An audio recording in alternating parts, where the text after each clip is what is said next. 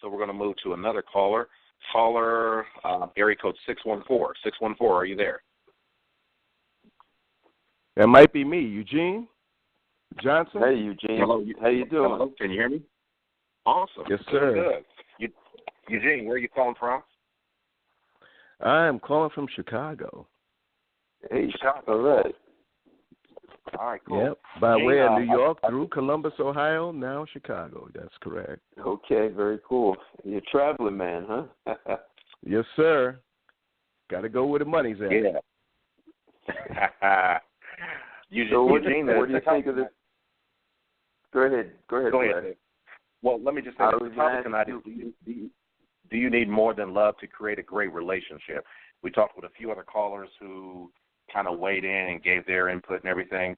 What are your thoughts? I mean, when you talk with them, let me say it like this. Let me preface it by saying this. When you speak with most people, they kind of want to say, well, love is all you need. They make songs about it. That they would have you believe in movies that love will conquer all and it trumps pretty much everything. It's not saying that love is not important, but do you feel that you need anything more than love to create a great relationship, or do you feel that, you know what, no matter what, if you lose your job, home, everything, that love will take you through? What are your thoughts? Well, I've experienced the low side of that, and I would have to say, yeah, I'd agree that love can conquer all. If the woman is fully vested and she's in it wholeheartedly, yeah, it can conquer all. Because I went through 13 years of struggle. I mean, the struggle was real. I left New York, a good job in New York, and basically relocated for this woman that I'm married to right now. And kind of just fumbled around for 13 years, never really had a job or a good job, never really settled in, had a business that failed, and this woman stuck with me all through that time. So it was love, trust, it was a lot more than money, I'll tell you that. So it had to be more of love if anything else, But she seen my ambition. She knew, what I was capable of doing. But like the previous caller said, you could just, some places you go, you just can't take root.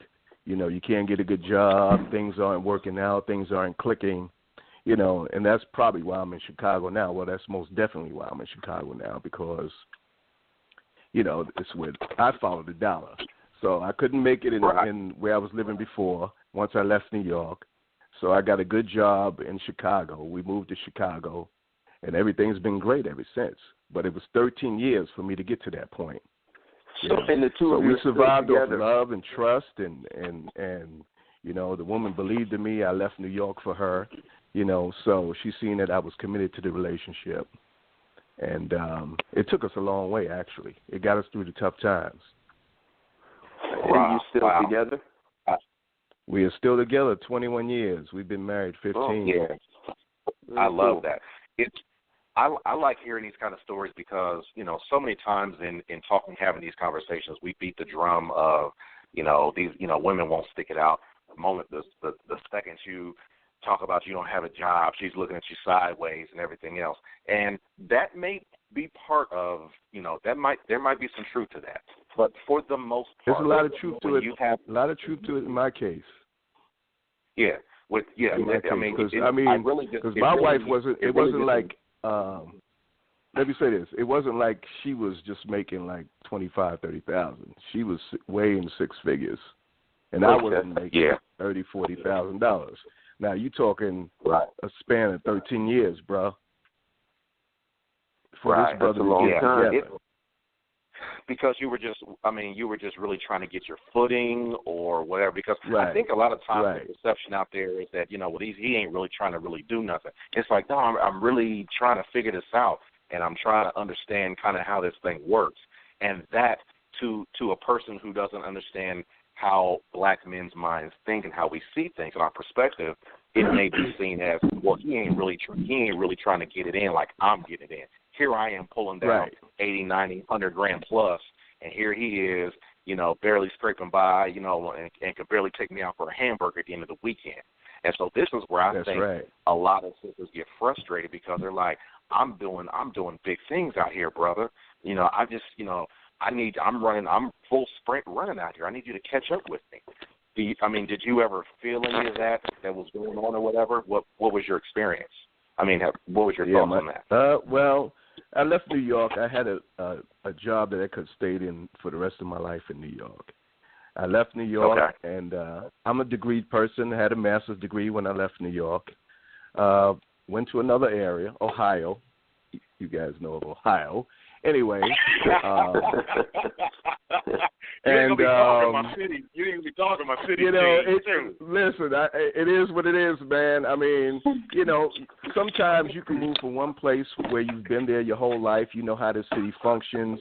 You know how to walk and talk, and you know the lay of the land. And then you pick up and you move to another territory, and you're just not in sync with what's going on. You know, and sometimes it might work out. It may take a long time for it to work out, and then it may never work out. You know. Yeah, so you're just trying to get your legs up under you. Right. It never really worked out. You know, and I gave it my best, and you know, and I had the degrees and stuff like that, and then you know, a lot of cities are white collar. You know, different cities are blue collar.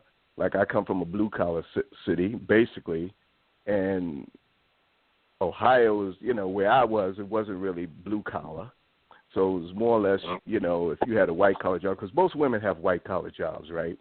I mean, back in the day, they went from typing and filing, and then when computers came into play, data processing and other jobs that they do became big money. Right. So whereas brothers, if you're blue collar salaries in the Midwest or what have you are not really making big money, like in the city, like in New York, because New York's a blue collar city. You know, you don't have to have a college degree. If you take your name is Eugene, right? That's correct. Eugene, I want to ask you. So, I mean, 13 years, that could be a long time, right? Like most marriages don't even make it that long. It's not a lucky number, right? Well, it was for you, right? Because that was your move after 13. So the question is, and what Blair was saying was some women may be like, you know, this guy is not really putting in the effort. You know, 1, 2, 5 years goes by, it's still, you know, you're not doing it. You're not knocking the ball out the park, right? So right, exactly. At some point, there must have been. I mean, what was going on with you? Like we had our trials. Believe me, I left a couple positions. Just walked off of one job, and I'm pretty sure she felt that way at one time or the other. It's not like I said, the struggle was real. It wasn't like it was easy, you know. So and her friends were giving her pressure about me. You know, you know how when your brother ain't got no job, you get that special name. You don't even have your first name. You get that other name. So they make songs about that kind of stuff. So Eugene, that's what I'm after. So what do you think? See, now what you're talking, this is more than love. This is more than money. This is because trust may have run out. Her friends are saying, hey, you got to cut the cord on this guy. Like, what do you think? What were the elements that got you to bridge the gap when things really have become tough? I think she seen that I was truly committed to her, which is the reason I left a lifetime job that I could have stayed in for 30 years or whatever in New York and just picked up and moved to Ohio from New York, which is a big move, you know. And you were in the union. You had a union job that day. Right. I had a union job, and I could have stayed there and made good money and retired. I'd have been retired 5 years ago. Okay. You know, and I could have went out. You know, when you retire in New York from a union job, you're still getting paid. Right. And I had one of them jobs you make half of what you made the last year is what you retired on. Okay. So you could have done well. Yeah, I could have done well. And she seen I made the commitment to leave, drop New York, drop this job, and come to Ohio. And I was committed to her, you know, and I never gave her any doubt that I wasn't committed to her, you know. So she just stuck with me, man. It's love, it's dedication, it's commitment, and money did not play a part. I'm gonna tell you. Well, right. For 13 years. Wait.